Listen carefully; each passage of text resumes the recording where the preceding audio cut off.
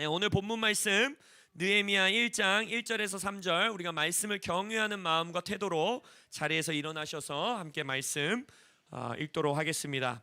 느헤미야 1장 1절에서 3절까지입니다. 우리 어린이 친구들도 글씨 읽을 수 있는 친구들은 큰 소리로, 말씀 사랑이 예수 사랑이라 했어요. 그래서 말씀을 사랑하는 마음으로 큰 소리로 우리가 이 말씀을 읽도록 하겠습니다. 시작. 하가랴의 아들 느헤미야의 말이라.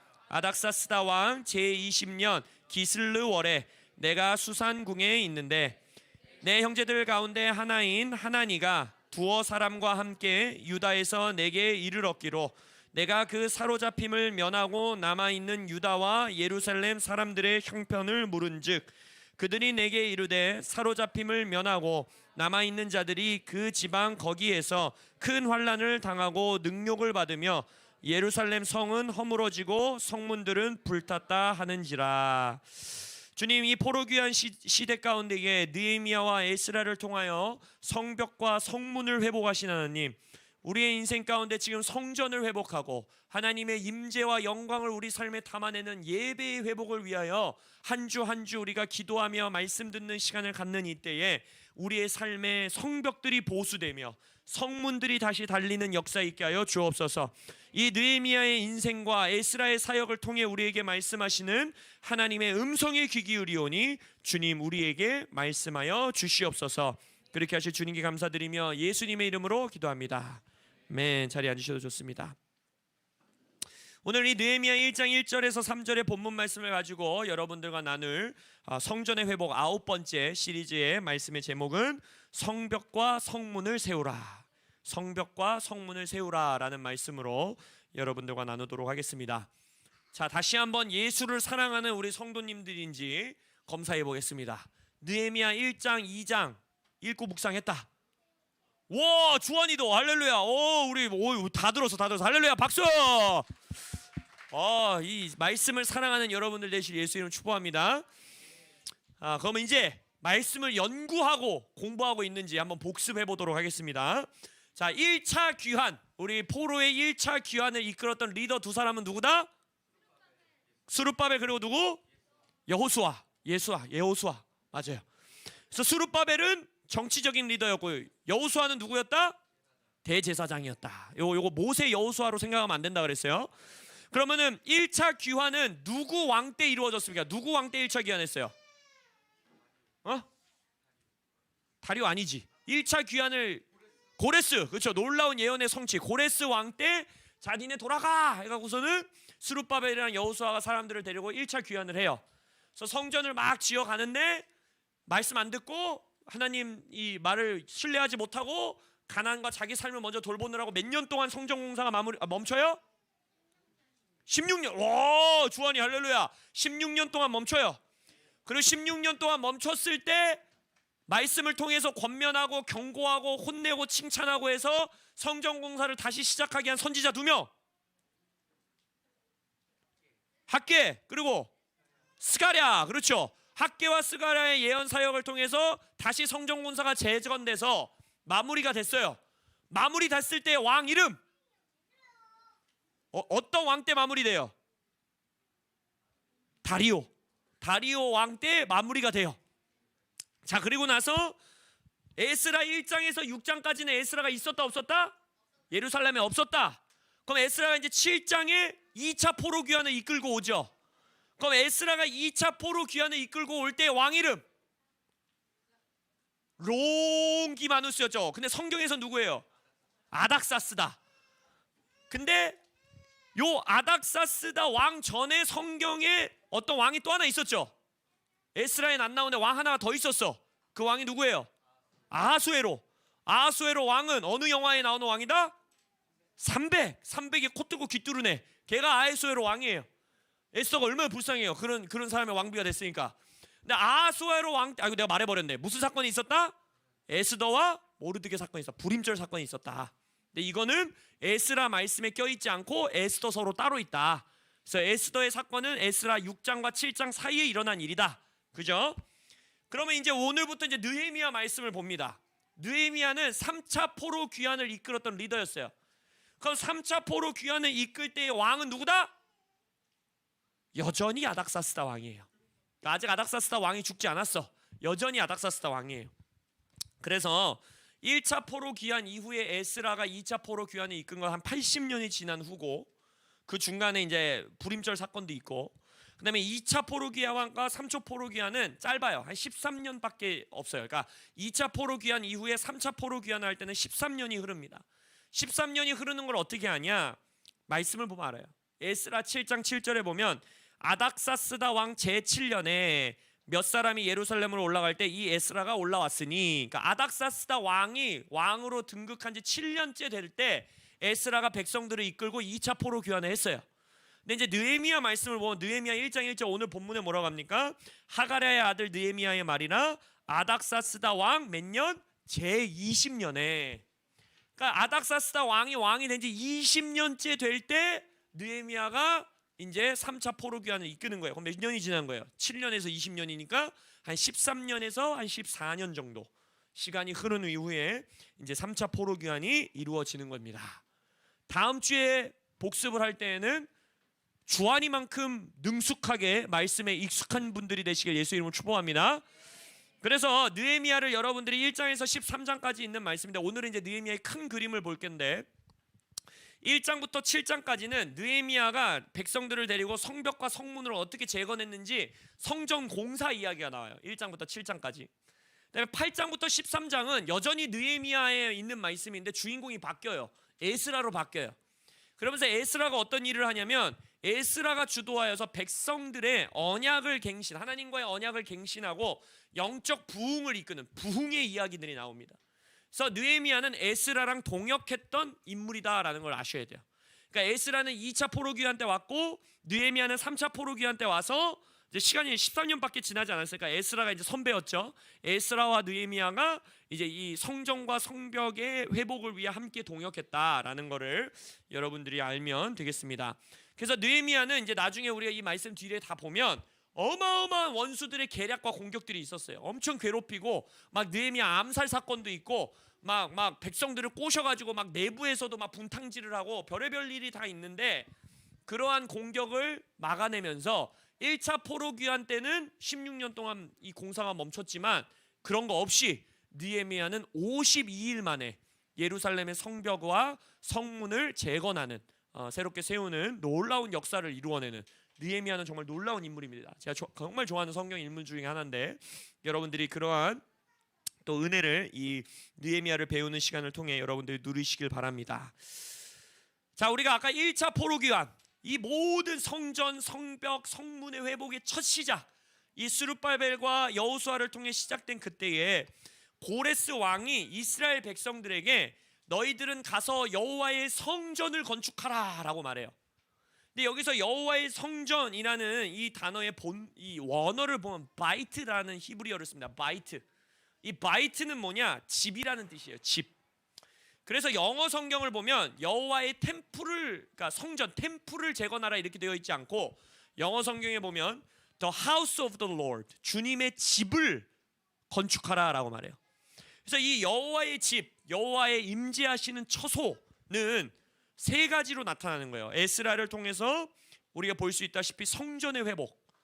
그러니까 성전이라는 건 뭐예요? 예배의 회복을 말하는 거예요. 하나님의 집의 회복은 예배의 회복입니다. 그리고 두 번째 뭐냐? 하나님의 백성들이 회복돼야 돼요. 이 에스라를 통해서 영적 각성이 일어나고 부흥이 일어나고 언약을 갱신하는 것처럼 여러분들의 회복이 바로 하나님의 집의 회복입니다. 그리고 세 번째는 뭐냐? 오늘 이제 느헤미야를 통해 보게 될 성벽이 회복돼야 돼요. 여러분들의 삶에 성벽이 회복될 때여야만 여호와의 집이 회복되었다, 여호와의 집이 건축되었다라고 말할 수 있는 것입니다. 그럼 성벽이 회복이 된다라는 게 어떤 의미인지를 봐야 여러분들이 이제 우리가 느헤미야 1장, 2장 한 장 한 장 보면서 나아갈 때 여러분들이 큰 그림을 가지고 갈 수 있습니다. 성벽 회복의 의미는 세 가지로 볼 수 있는데, 첫 번째는 뭐냐? 하나님의 백성들의 삶의 현장의 회복입니다. 이게 무슨 말이냐면, 지금 성전은 회복된 상태입니까? 아닙니까? 지금 성전 다 회복된 상태죠. 제2 성전이 지어져 있는 상태예요. 16년 동안 멈췄다가 다시 완공했으니까. 근데 성전은 지어져 갖고 덩그러니 있는데 그 주변, 이 예루살렘이라는 성벽, 이 도시를 둘러싸고 있는 벽들이 아까 느헤미야 말씀 보니까 뭐래요? 다 회파됐대요. 다 무너졌대요. 불탄 채로 무너져 있습니다라고 형제가 와서 말하고 있어요. 그러니까 성전은 덩그러니 지어져 있는데 내 삶의 성벽이 무너져 버려 있으면 이건 뭘 뜻하는 것이냐? 영적으로 삶과 나의 삶, 일상 삶과 예배가 분리되어 있는 삶을 나타내는 거예요. 이게 무슨 말이냐면 고대 사회에서 성벽의 역할을 알아야 돼요. 성벽의 역할. 성 하면 우리는 마치 뭐 성, 왕이 사는 성이라고 생각하는데 그거는 성벽 안에 성이 따로 있어요. 그러니까 성벽은 왜 둘러치는 거냐면 그 성 안에 사는 백성들의 삶의 현장을 만들어주기 위해서 성벽이 쳐지는 거예요. 성벽이 둘러쳐져 있어야지만 그 안에서 목축도 하고 시장도 열고 경제활동도 하고 농사도 짓고 결혼도 하고 집도 짓고 사는 거예요. 그래서 여기서의 말하는 성벽이 무너져 있다는 것은 무엇이냐면 성전만 덩그러니 있고 성벽이 없다라는 것은 이 예배는 드리는 것 같아요. 내 인생에 주일 성수도 하고 교회도 다녀요. 그러나 나의 일상생활은 무너져 있는 거예요.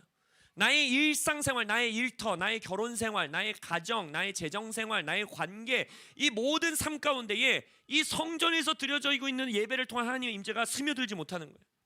성벽이 무너져 있으니까 계속 원수들의 공격도 들락날락하고 나도 계속 양다리 걸치고 있고 그러면서 나의 삶의 현장 가운데에 하나님의 임재가 스며들지 못하고 삶의 현장 가운데 예배자로 서지 않는 모습, 이것이 바로 성벽이 무너져 있는 삶이라고 할 수 있는 것입니다.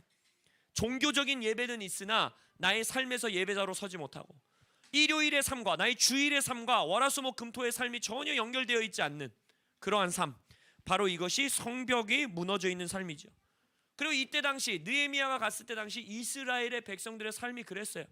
우리가 말씀을 통해서 보지 않았습니까? 에스라도 계속 꾸짖잖아요. 뭐예요?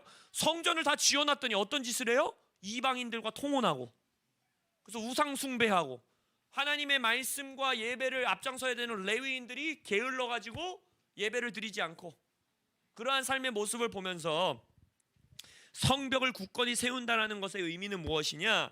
삶의 터전에서 성벽이 굳건히 세워져서 나의 삶의 현장이 회복되고 그 삶의 현장 가운데 주님의 임재가 나의 예배자로서의 삶, 예배, 나의 성전에서부터 주님의 임재가 나의 삶으로 흘러들어가는 그러한 삶을 바로 성벽이 세워져 있는 삶이다라고 말할 수 있습니다. 또 성벽의 회복의 두 번째 의미는 뭐냐면 외부의 공격으로부터의 보호예요. 외부의 공격으로부터의 보호. 그래서 영적 전쟁에 있어서 원수들의 공격에 있어서 나의 예배 회복을 방해하려는 어둠의 공격, 어둠의 시험들, 유혹들, 이것들을 막아낼 수 있는 그 삶, 그것이 바로 성벽의 회복을 의미합니다. 또 세 번째 성벽의 회복은 무엇이냐? 공동체의 내부의 결속을 다지는 일이에요. 성벽 안에 사는 자들과 나는 예루살렘이라는 도시 안에 사는 사람이야 라는 사람이랑 성벽 바깥에 사는 이방인들의 삶은 완전히 분리되어 있고 완전히 구분되어 있습니다. 맞습니까? 그래서 내부, 이 성벽 내부 안에 성벽이 온전히 회복되어서 그 내부 안에 함께 살아가고 있는 자들은 한 공동체, 한 경제, 한 운명 공동체, 한 경제 공동체로 살아가는 것을 의미하는 것이었어요. 한 왕의 통치 아래 살아가는 것을 말하는 것이었어요. 그 성벽 저 절 높은 곳에 왕이 살고 있는 성이 지어져 있고 그 왕의 통치로부터 우리는 함께 살아가는 그러한 한 공동체야, 한 나라야, 한 도시 가운데 사는 시민이야 라는 영적 공동체의 의미를 말하고 있는 것입니다. 그래서 이 성벽이 회복된다라는 것은 교회적인 차원으로 봤을 때는 에베소서에서 말하고 있는 것처럼 함께 서로 연결되어 지어져 간다, 함께 지어져 간다. 그래서 교회의 회복, 공동체의 회복, 연합의 회복을 의미하는 것이라 할 수 있습니다. 그러면은 우리가 이 학개서와 스가랴서 또 에스라서, 느헤미야서를 통해서 특별히 학개에서 예언한 뭡니까? 이후의 성전의 영광이 이전의 성전, 솔로몬의 성전의 영광보다 더 클 것이다. 그래서 이 성전 가운데 하나님의 영광이 어마어마하게 임하는 것을 내가 영적으로 본다라고 학개가 예언했었던 그런 하나님의 영광의 회복의 관점에서 봤을 때 내 삶의 성벽과 성문을 회복한다라는 것이 어떤 의미인지 영적인 의미를 좀 알아야 돼요. 그러니까 여러분들이 알았어요. 성벽이 회복된다라는 건 뭐라 그랬어요? 하나님의 임재가 나의 삶의 현장에 회복되는 것이고, 성벽이 회복된다라는 것은 외부의 공격으로부터, 원수의 공격으로부터 내가 보호받는다는 것이고, 그리고 성벽이 회복된다라는 것은 교회 공동체가 회복된다라는 것인데, 그러면 이것을 회복하기 위해서 우리가 영적인 의미로 봤을 때 어떠한 것을 우리가 회복해야 하는가? 그랬을 때 요 세 가지의 역사가 우리의 삶에 일어날 수 있는가? 이것을 들여다봐야 된다는 겁니다. 이것을 보기 위해서는 우리가 오늘 이사야서 60장의 말씀을 여러분들이 함께 보셔야 돼요. 이사야서 60장은 놀라운 예언의 장인데, 이 이사야서 60장은 이사야 선지자의 입술을 통해서 예루살렘의 회복과 예루살렘이 누리게 될 미래의 영광에 관한 예언이에요. 그래서 실은 이 이사야서 60장의 궁극적인 성취는 언제 이루어지냐면 예수님이 재림하시고 새 예루살렘이 하늘에서 내려와서 이 땅에 세워질 때, 그때 이 말씀은 궁극적으로 성취됩니다. 그러나 그럼에도 불구하고 우리가 성경에서 말하고 있는 모든 예언들은 이미 성취되고 있음을 우린 믿습니다. 할렐루야. 그래서 앞으로 있을 새 예루살렘 안에서 회복될 말씀이기도 하지만 이사야서 60장의 말씀은 느헤미야 시대에 예루살렘을 회복하는 시대에도 하나님이 약속한 말씀이고, 지금 하나님의 영광을 우리의 삶 가운데 회복하며 살아가는 우리의 삶을 향한 말씀이기도 하다는 거예요. 믿습니까? 새 예루살렘이 와야지만 성취되는 말씀이 아닙니다. 할렐루야. 근데 거기서 재밌는 말씀이 나와요. 그 이사야서 60장 18절에 이런 말씀이 있습니다. 예루살렘을 향해서 말하는 거예요. 예루살렘 성읍을 향해서. 다시는 강포한 일이 너의 땅에 들리지 않을 것이요. 예루살렘을 말하는 거죠. 황폐와 파멸이 너의 국경 안에 다시는 없을 것이며, 그러니까 너가 너의 성벽을 구원이라 부를 것이고 너의 성문을 찬송이라 부를 것이다 라고 말해요. 뭐래요? 성벽은 뭐래요? 구원. 성문은 뭐래요? 찬송이다 라고 말하고 있는 거예요. 근데 아까 이 느헤미야 본문 말씀에서 1장 3절에서 형제들 가운데 하나니가 느헤미야에게 와서 뭐라고 합니까? 예루살렘의 그러니까 성벽을 말하는 거죠. 예루살렘의 성벽은 허물어지고 성문들은 불탔습니다 라고 말해요. 그래서 느헤미야가 그걸 이제 나중에 이 말씀 보면 알겠지만 너무 슬퍼하면서 금식하며 기도해요. 구원이 무너져 있고 찬송이 무너져 있는 그 예루살렘 가운데에 느헤미야는 가서 성벽, 구원인 성벽을 회복하고 찬송인 성문을 회복함으로써 이 이사야서 60장 말씀을 성취해 나가고 있다는 거예요. 우리가 지금 기도하고 있는 한 개인과 한 가정과 또 한 교회 차원으로서 예배가 회복되고 성전이 회복되고, 그리고 우리의 삶과 우리의 가정과 교회 가운데 하나님의 영광이 다시 회복되는 그 일들을 놓고 기도할 때, 임재 회복, 영광 회복, 하나님의 예배 회복, 이것을 놓고 기도할 때 그 모든 역사는 언제 가능해지냐? 아까 그 성벽의 세 가지 기능은 언제 회복될 수 있느냐? 우리의 삶의 성벽, 구원이 회복되고 우리의 삶의 성문, 찬송, 구원과 찬송이 우리의 삶의 굳건히 세워져 있을 때, 굳건히 설 때에 그 모든 일들이 가능하다는 거예요. 그래서 성벽 회복과 성문 회복에 있어서 여러분들이 주님 앞에 씨름하며 기도해야 되는 건 첫 번째, 구원의 감격이 회복돼야 됩니다. 여러분들의 성벽은 구원이다 라고 말했기 때문에 성벽을 회복하고 성벽을 재건한다는 건 뭐냐? 나의 구원의 감격을 회복하는 거예요. 두 번째 뭐냐? 성문을 다시 수축한다는 건 뭐냐? 여러분들의 삶의 찬송이 회복되는 겁니다. 이 두 가지로 오늘 우리가 볼 것이에요. 첫 번째, 구원의 감격을 회복한다는 건 어떤 의미인가? 구원이라는 것은 우리가 자칫 잘못 생각하면 내 인생에 한 번 겪는 사건이라고 생각해요. 나 구원 받았어. 뭐 몇 날 며칠 뭐 수련회 가서 뭐 10대 때 아니면 누구 통해서 나는 구원 받았어. 근데 그렇지 않습니다. 성경에서 말하고 있는 구원은 구원 받았었고 과거형, 나는 구원을 받고 있고 현재형, 그리고 나는 앞으로 구원을 받을 것이다, 미래형으로 말하고 있다라는 거예요. 사도 바울이 빌립보서 4장 12절에 나의 사랑하는 자들아, 그러니까 나의 형제들아, 구원받은 자들아 라고 하면서 뭐라고 하느냐? 항상 복종하여 두렵고 떨림으로 너의 구원을 이루라 라고 되어 있어요. 이 구원을 이룬다라는 건 구원을 완성해라 라는 원어입니다. 그러니까 구원 완성, 그럼 나 지금 뭐 가짜 구원 받았다는 건가? 아니, 허물어진 구원 받았다, 그게 아니네. 뭐예요? 구원은 받았고 받고 있고 앞으로도 이루어 나가는, 받아야 되는 것이라고 지금 사도 바울은 말하고 있다라는 것이죠. 그러니까 결국 뭐냐? 내가 성벽이 세워져는 있는데, 나의 삶에 구원이 있기는 있는데, 이 느헤미야의 말씀처럼 낡고 구멍 나고 벽돌 몇 장 빠져 있고 개구멍 나 있고 불타가지고 문은 타 있고, 만약 성벽이 이렇게 좀 허물어져 있고 무너져 있다라면 이 성벽을 보수하셔야 된다라는 거예요. 할렐루야. 이 성벽을 다시 세우셔야 된다라는 거예요. 구원의 감격을 회복하셔야 됩니다. 할렐루야. 구원이 나 그냥 한번 구원 받았네로 끝나는 것이 아니라 매일매일의 삶에 구원받은 것에 대한 기쁨, 구원받은 것에 대한 열정, 구원받은 것에 대한 헌신이 여러분들의 삶에 회복되시길 예수 이름으로 축복합니다. 이 구원의 감격에 대해서 다윗 왕도 밧세바 사건 이후에, 이 끔찍한 죄악을 지은 이후에 회개 기도를 하면서 시편 51편에 이렇게 기도하지 않습니까? 주의 구원의 즐거움, 구원의 감격을 내 안에 회복하여 주시고 자원하는 심령을 주사 나를 붙들어 주십시오. willing spirit이에요. 자원하는 심령, 의지가 있고 헌신하는 영을 내게 주사 주님 앞에 헌신드리는 삶을 나에게 회복시켜 주십시오 라고 기도하고 있어요. 그러니까 결국 뭐냐, 구원의 감격이 저 사람 인생 가운데 있구나. 우리 이철민 집사님은 진짜 구원을 즐거워하고 있고 감격이 있구나. 우리 김동석 집사님은 진짜 매일매일의 삶의 구원을 감격스럽게 생각하는구나 라는 것을 어떻게 알 수 있는지 아세요? 그 사람의 인생 가운데 자원하는 심령이 있는지를 보면 되는 거예요. 하나님의 나라의 부르심에 헌신되어 있는가? 교회 공동체의 열정을 가지고 헌신되어 있는가? 하나님의 말씀을 지키는 삶에 헌신되어 있는가? 열심히 있는가? willing, 의지가 있는가? 의지란 뜻이거든요. 의지를 드리는가? 라는 것을 보면 그 사람의 삶의 구원의 성벽이 굳건하게 세워져 있는지, 아니면 몇 군데 벽돌이 빠져 있는지, 이거를 알 수 있다라는 거예요.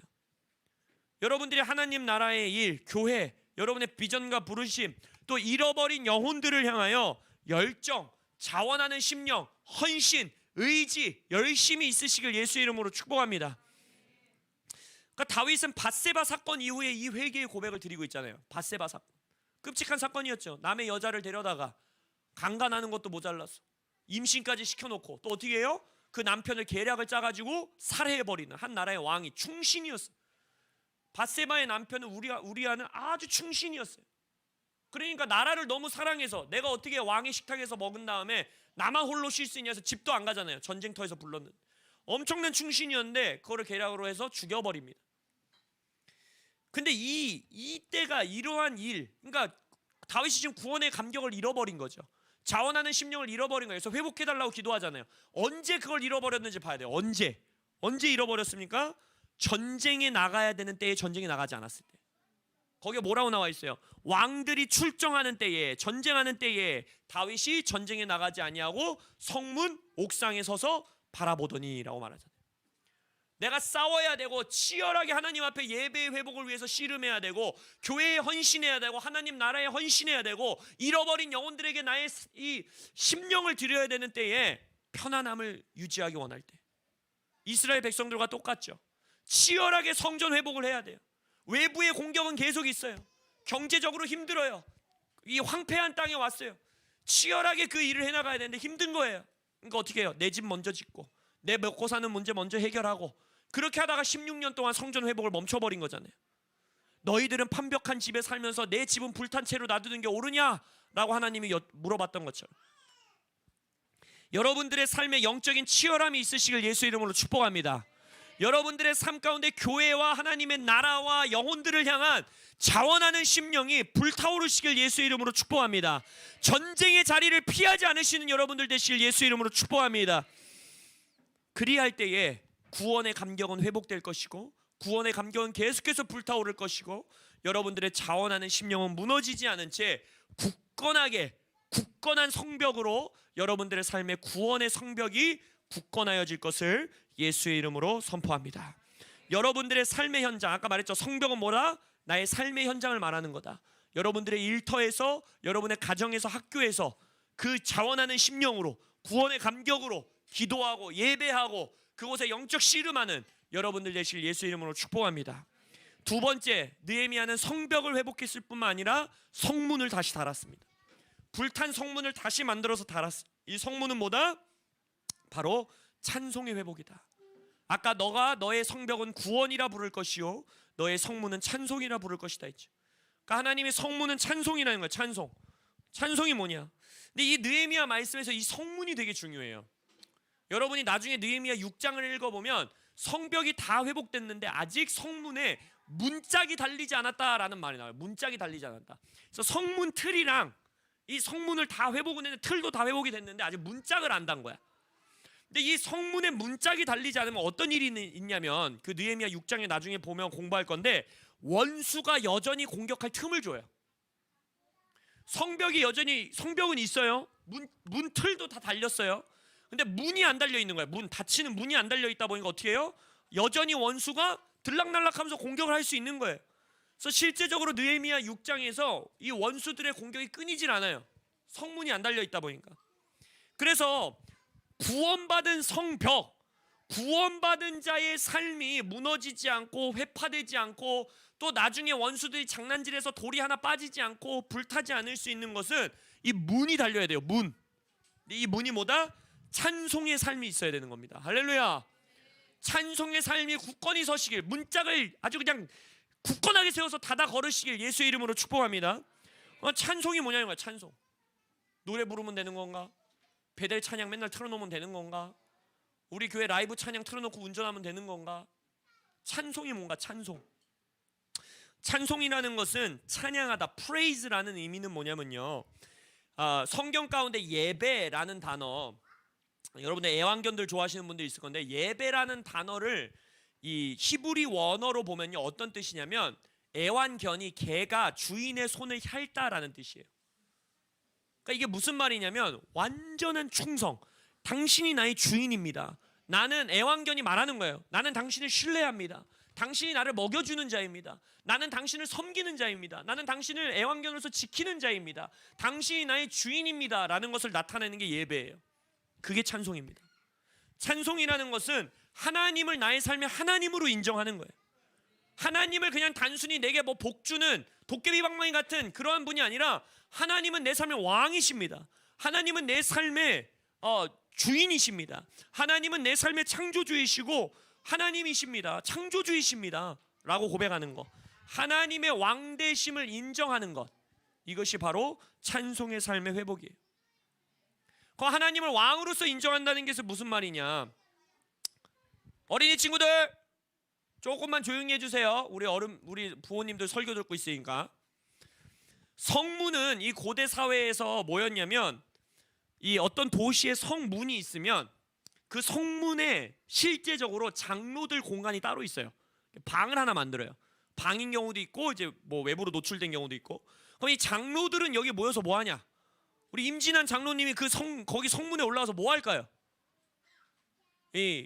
이러면서 임수아 너는 지나가면서 장로한테 인사도 안 해 이러면서 혼내는 일을 할까요? 그렇지 않죠. 장로들, 그 도시 국가들의 장로는 모여서 뭘 하냐면요, 그 성벽 안에 있는 사람들의 삶에 관한 모든 법을 제정합니다.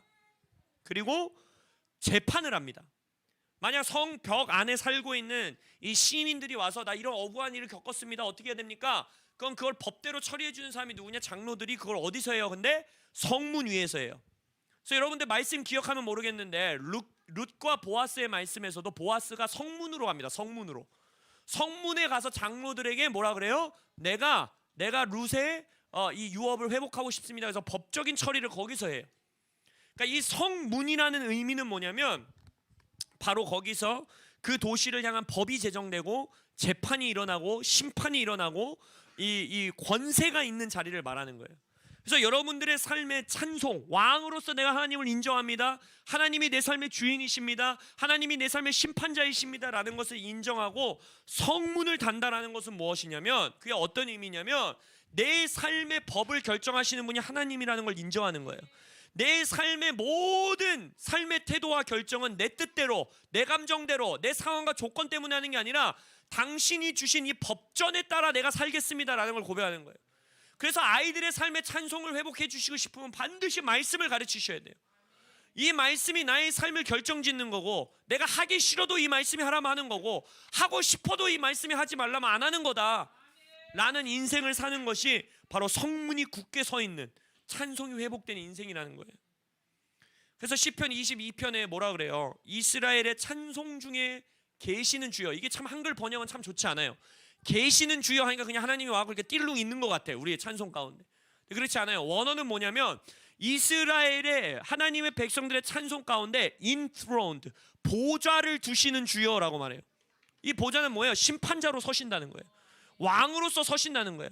우리가 하나님을 찬송합니다, 찬양합니다 하는 자리에 하나님이 그냥 동네 친구같이 와고 나 네 친구라고 띠롱 이렇게 계시는 게 아니라 왕으로 왕의 보좌를 거기다 내리신다는 거예요.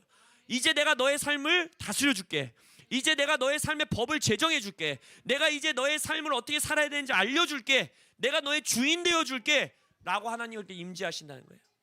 그게 찬송의 삶이에요. 하나님의 말씀대로 내 삶을 살겠습니다, 하나님이 내 삶의 주인입니다라고 고백하는 인생, 이것이 바로 성문이 회복된, 찬송이 회복된 인생이라고 할 수 있는 것입니다. 말씀을 결론 짓기 원합니다.